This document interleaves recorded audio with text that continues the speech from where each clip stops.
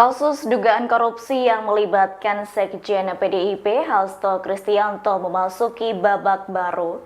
Komisi Pemberantasan Korupsi atau KPK telah melimpahkan berkas perkara Hasto ke Pengadilan Tipikor pada Pengadilan Negeri Jakarta Pusat Jumat 7 Maret 2025. Atas hal itu, Hasto Kristianto akan segera diadili.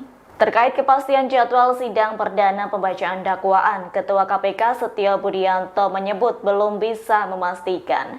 Setio Budianto hanya meminta masyarakat untuk menunggu jadwal penetapan sidang dari PN Jakarta Pusat. Diketahui pelimpahan berkas perkara ini cukup cepat, yaitu sebelumnya tim penyidik KPK melimpahkan berkas perkara Hasto dan barang bukti ke jaksa pada Kamis 6 Maret 2025.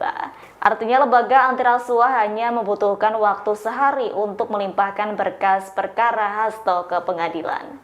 Berdasarkan pasal 52 ayat 1 Undang-Undang Nomor 30 Tahun 2002, jaksa penuntut umum diberi waktu maksimal 14 hari kerja untuk mengajukan tersangka ke pengadilan sejak berkas diterima. Diketahui ada 2 berkas perkara Hasto yang dilimpahkan, diantaranya mengenai kasus dugaan suap pengurusan pergantian antara waktu atau PAW anggota DPR periode 2019 hingga 2024. Kemudian terkait dengan perintangan penyidikan. Download Tribun X sekarang, menghadirkan lokal menjadi Indonesia.